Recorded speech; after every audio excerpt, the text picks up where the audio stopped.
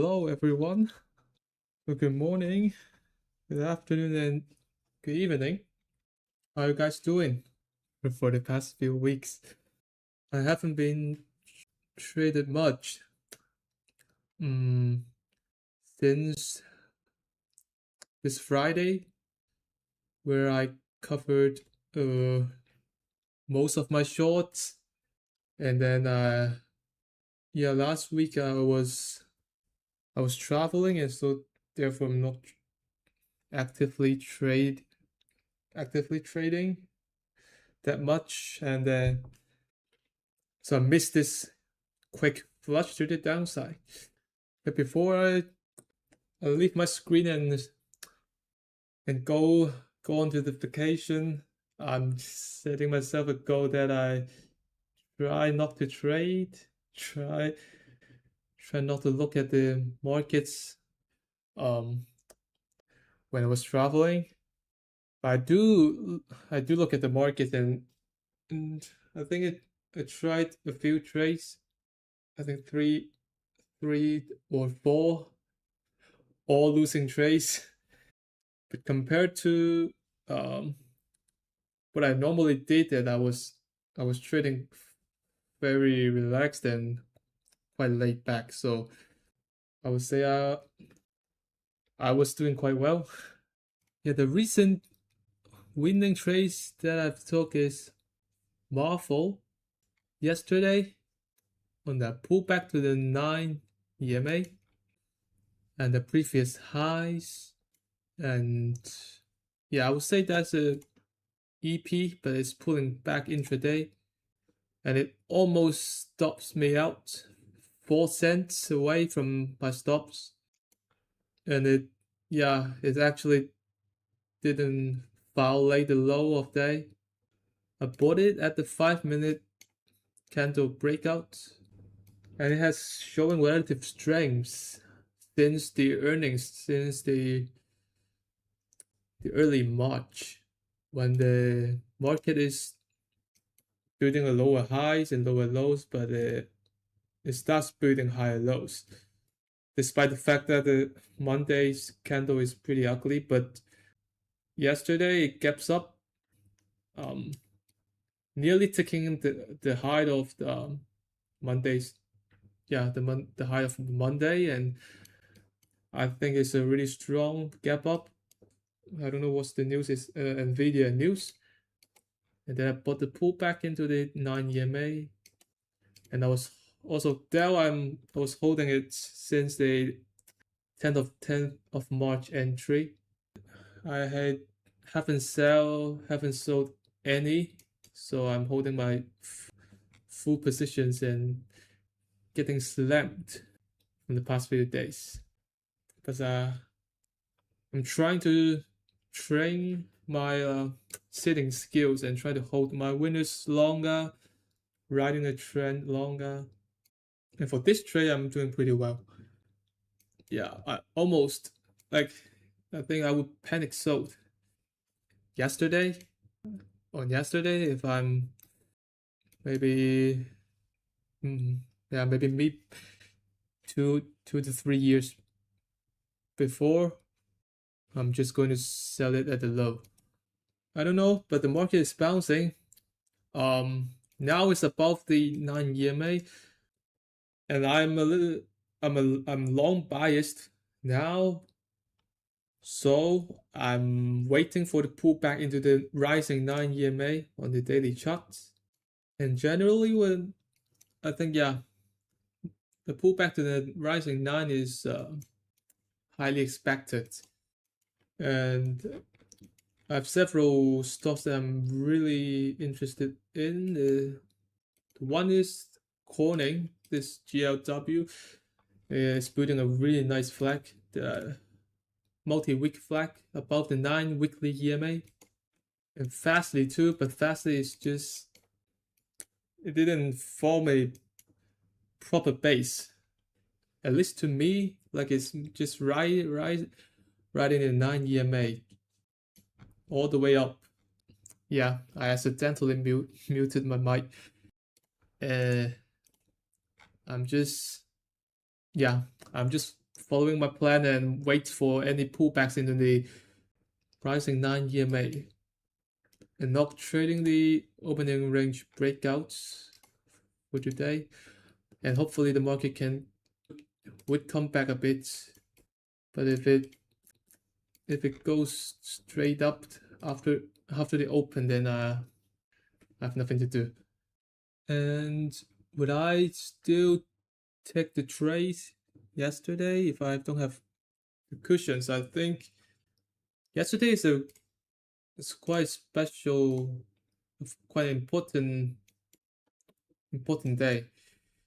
Or you can say it was good timing for trying some longs because the market is gapping down 2 days in a row. Or Monday was it's also still a huge red candle with a strong reversal day and close near the low.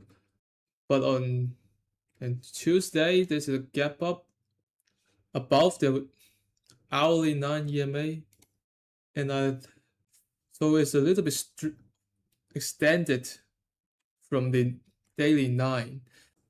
So even if you're just trying to play some bounce or some mean reversion longs, then you still have some rooms. But I think it's totally fine if you decided to sit out and avoid playing longs if when the market is still in a downtrend, especially below the 9 EMA. There will still be lots of opportunities if there's a strong uptrend starting from here. And that's also the reason why it's also one of the advantage of doing shorts because it helps you to build your cushions before another uptrend. So even if you get stopped out from this bounce, if it failed and still goes lower, you're only losing your profit cushions and not your capital. This corning is going, but it's coming into the previous gap and the previous high. Hopefully there will be some distributions, some resistance around this level. Oh, I think I missed the entry on SOP shorts. Yes, I'm tracking Nebius. I really love this shakeout on the 21 EMA. This weekly candle is looking really nice, and this base since October last year, I think it's really ready and really have the potential to make a multi-month moves. With that said, don't think it's time to get too excited because the market is still in a downtrend. We could experience a downtrend like 2022 where there's a strong bounce which could trap a lot of people to build the longs and then set up for another leg lower. And 2022 markets is I believe it would be pretty hard to trade because a lot of people get FOMO as the market is bouncing very fast, and then caught them off guard with a gap down and another leg lower.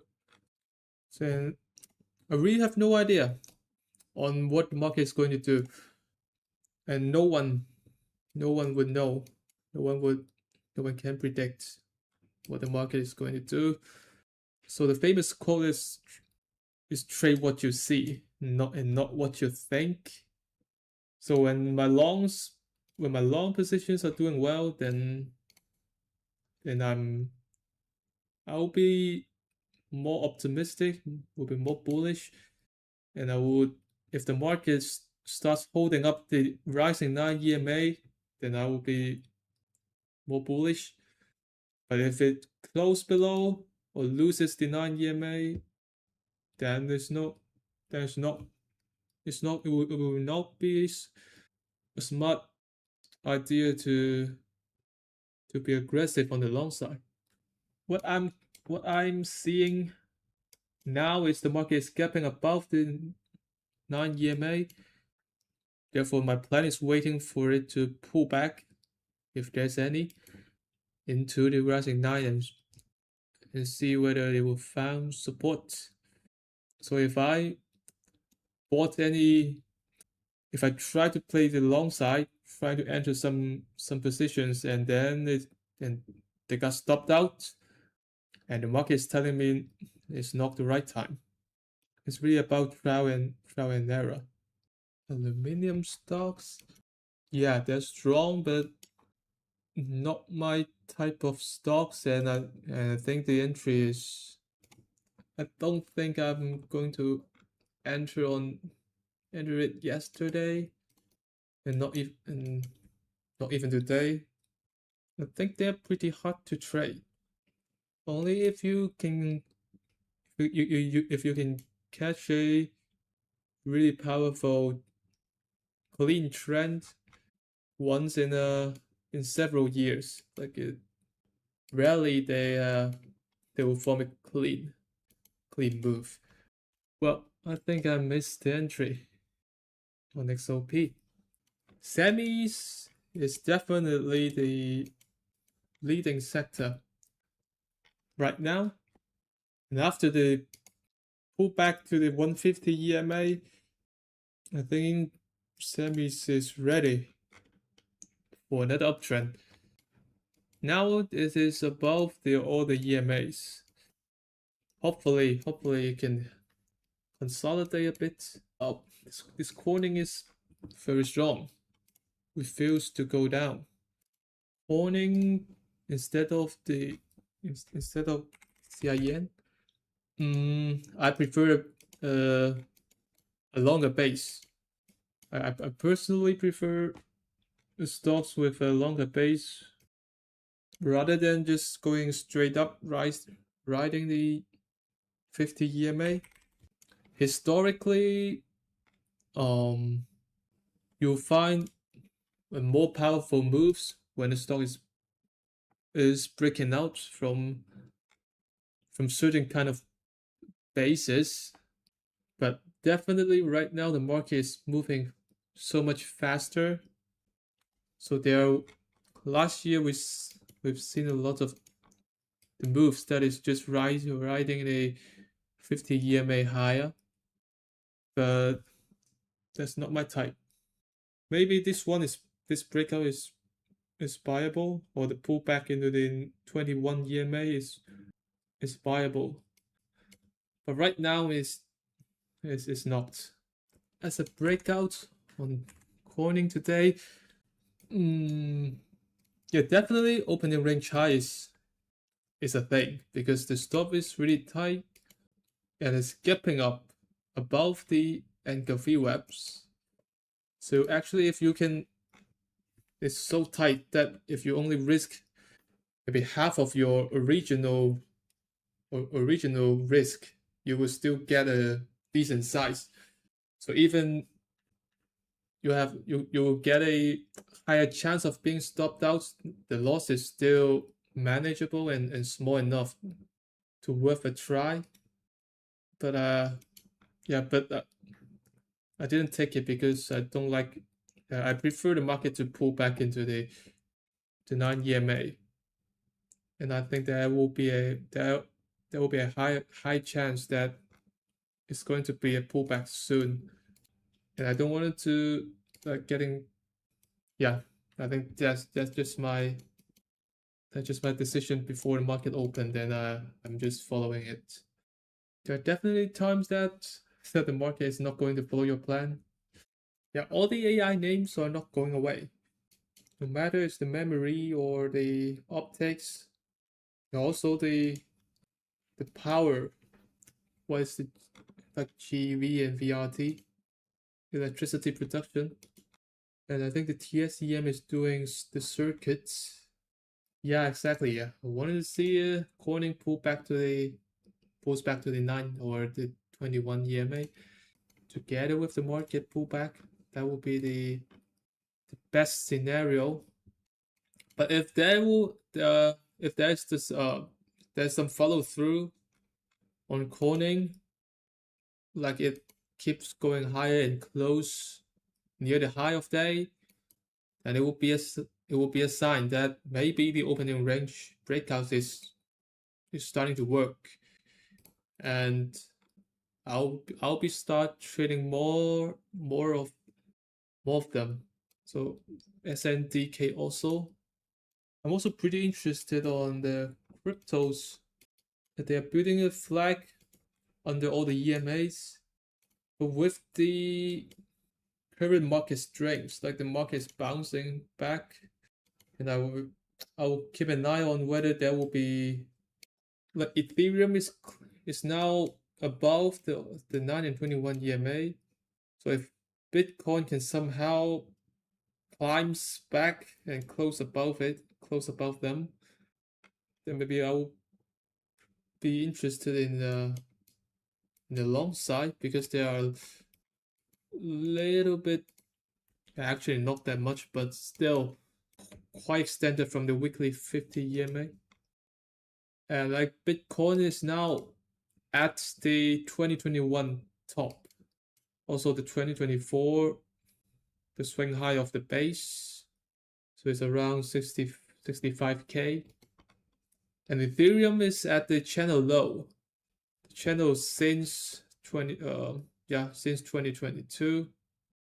So could find support on this, like, multi-year support level.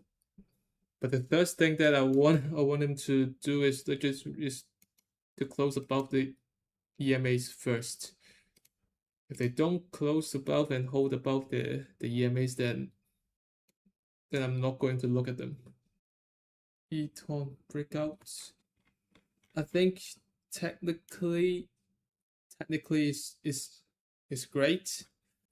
Yeah, but I don't trade biotechs and it's too thin. So if this chart is on a liquid stock, like for example, if it's on Fastly, if this stock is Fastly, then I think this breakout is that I would trade this breakout.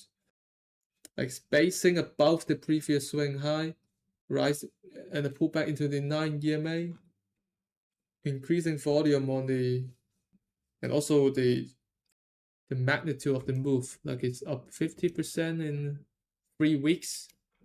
If you get a small count, like 10K, I would still recommend you to trade the stocks at least above the $50 million volume daily. Like stocks that are liquid that are easier to trade. There will be less shakeouts, and the moves are cleaner in my opinion.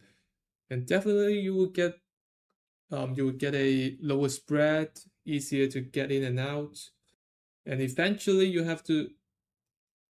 need to trade the more liquid stocks when you start growing your accounts.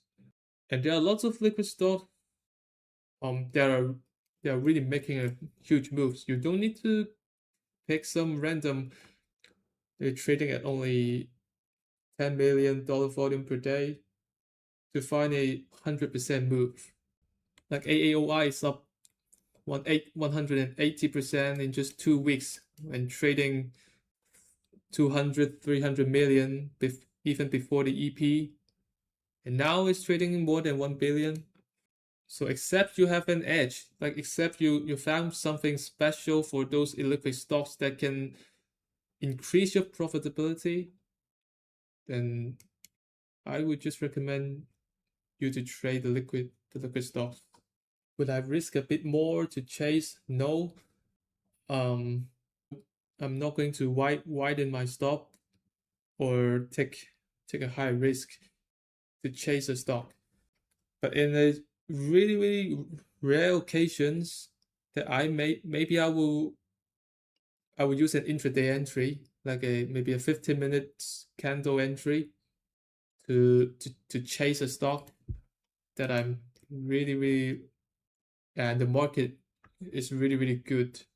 Like maybe for example, if I'm really think that coining is really want to enter coining, maybe I'm just going to buy the stop right here and then set the stop maybe at this 15-minute candle low or the previous candle low.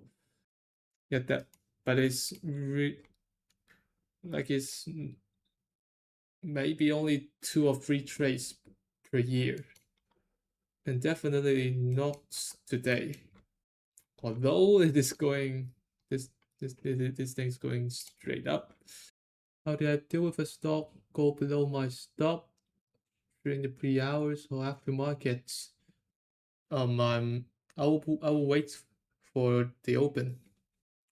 I'm not looking at shorts at the moment, but yeah, I can see your point. That is a lot of stocks are bouncing at into the 9 or 21 EMA. Yeah, I think if you are if you were focusing on the short side, it's absolutely reasonable. One of the reasons that I focus on the long side is the relative strength on IWM, and another reason is there's still a lot of stocks that is holding up pretty well and setting up into the long side. And if I had to choose picking one picking one side to trade, I would choose the long side. But it's definitely okay to if you want to focus on the short side. Maybe like that both traders can make the money. Like the long traders um buying the strong stocks is winning, while the other traders shorting the weakest stock is can be also profitable at the same time too. But mathematically, long side is easier to play, and also in probability wise, we can also say that normal volume is just the number of shares traded on that day, while the dollar volume is the amount of money that the stock traded on that day. And in tips of scaling a small account, forget about the fact that you are trading a small account. Trade like you have 10 million, 100 million. The money is not the problem. The account size is not the problem. How you trade is the problem. It's the definitive factor. Yeah, great to hear that. But also appreciate you yourself too. Don't forget to appreciate yourself too, because you are the one to do the analysis, to really click the buy and sell buttons, to take the responsibility. And the great results is not the most important important thing.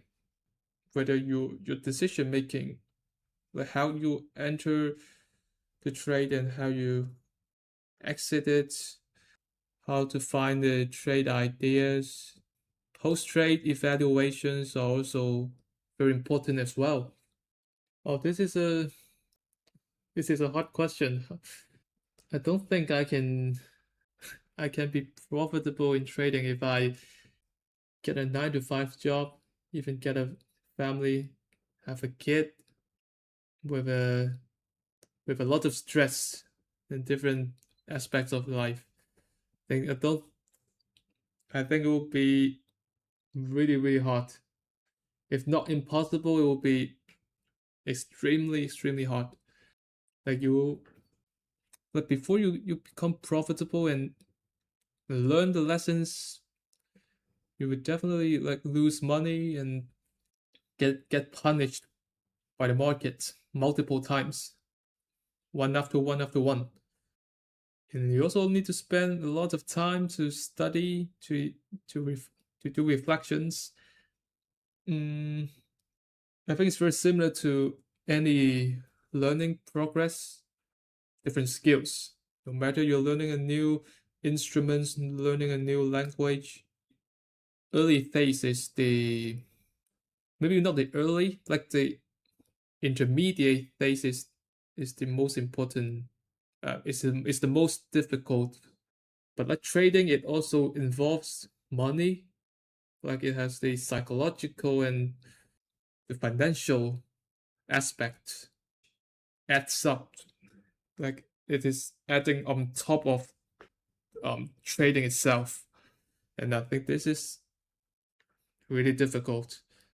So I really don't encourage people, like if with a limited time and limited efforts, if they are working very busy, and also they need to take care of the families, like it will the probability of success is really low. So I'm really fortunate that I started learning trading in university because I have a lot of free time. I don't have that much responsibilities and stress when I'm still young and as a student. I don't really think that I will be profitable if I'm started learning trading after I get a 9 to 5 job. I really don't have the confidence. Maybe it's time to switch the signal a bit on SNDK.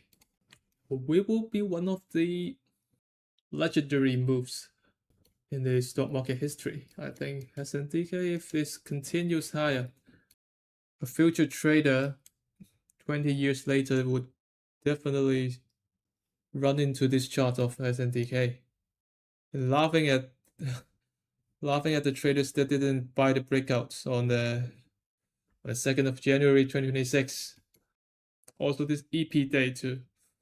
I think it's an EP day, probably. I think observed markets and looking for the past winners is one of the ways. And I think it is a must that you really need to like scrolling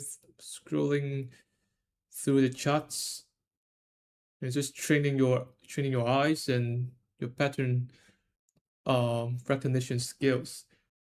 But other than that, the most important or the most effective way is to really drill on your weakness. Like you need to evaluate what are your weakness, where do you find a lot of room for improvements, either your entry, your position sizing, your stop setting, or your stock picking. And I think the really simple way is just reflecting from your past trades. And I emphasize it a lot of many times.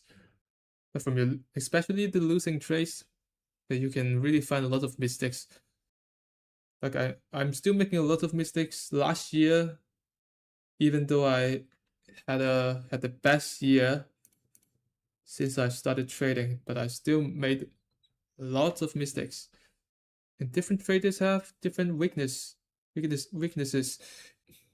Just focus on your own and like improve one at a time.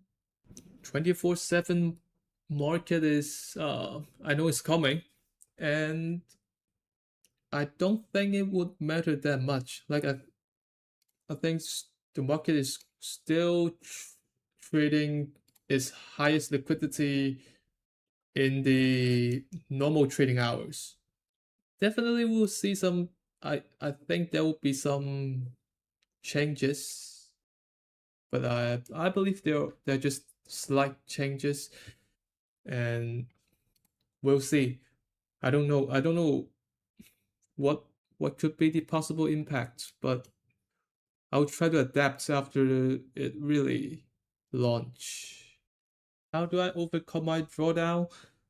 The first thing is like one of the biggest mistakes that I made is to size bigger when I'm losing. So I want to build to trade with a a larger risk, larger position size because I want to make back my losses. Because if you lose 5% of your account, then you really want to make back the 5% and get back to break even. And once you have this kind of a mindset, that it will, and you will enter a death spiral. Like when you lose more, like if you have a drawdown, you risk more, and then you lose more, and you will risk furthermore, and your drawdown will gradually pyramiding. Yeah, comes back to the drawdown, and I think you have to realize um the importance of not pushing hard, like really not pushing when the market is against you. Like generally, when you have a drawdown, either you trade really bad, like you made really stupid mistakes, or the market is not favorable to your style. So if you're pushing hard when the market is going against you, then it's not going to work. One thing that helps is to like um go back and find your biggest winning trades and see when you when you started um entering them. Generally, it's not at the difficult market or the draw or the correction period. Generally, the best trades are made when the market is confirming on an uptrend. Like we're talking about the long side. I think it helps to like it helps it helps to build some confidence on sitting out or on trying to trade less or reducing the risk per trade when you're having a drawdown, because you realize this is not a suitable time or a favorable time for you to really make to make profits from the market, to earn your money. I think this idea is really important to me, because I think me 2 to 3 years ago is will do some crazy stuffs if I'm getting a drawdown. Really, really have a strong urge to grind the losses back, and this urge is detrimental to the traders. It took around, I think, 2.5 years to become profitable. Yeah, it really takes time. Definitely, different. Like some people are smarter, or some will have a faster learning curve, and some people have more time. Like they put more time on studying, or some people have really good discipline in nature. Then it, I think it depends, but definitely it takes time. And now the queue is near to the 585, the previous gap level. SPY also faster is not stopping. This thing is going insane. Yeah, yeah, I think today, actually today could be a good entry on the pullback into the rising 21, as well as the hourly 9 EMA too. Yeah, I love the gap fill and the shakeouts on the 21 EMA. So it forms a really good looking candle on the weekly charts. It retests on the 9 weekly EMA. How many hours would I put in? I actually have no idea, because when I'm just started learning trading, I'm really really intrigued by trading, and I spend a lot of time on, especially watching the different YouTube videos or reading different books. So in the beginning, I really wanted to explore different sides, different aspects of trading, different style of trading, and I really spent a lot of time, I think. But I watch a lot of different YouTube videos, like introducing different concepts, different setups, different indicators, etc. I've learned some kind of like I watch a lot of videos talking about the best indicators strategies, 90% win rate strategies, or MACD pair with Bollinger Bands, or even some, I don't know, some indicators that I've never heard, never seen before, with very very complicated calculations or formulas. I also watch a lot of like ICT or like SME trading videos. So actually, in the beginning, most of the knowledge that I learned are useless to my trading right now. So in the early phases, really, I think I wasted I wasted quite a lot of time in some in the wrong direction.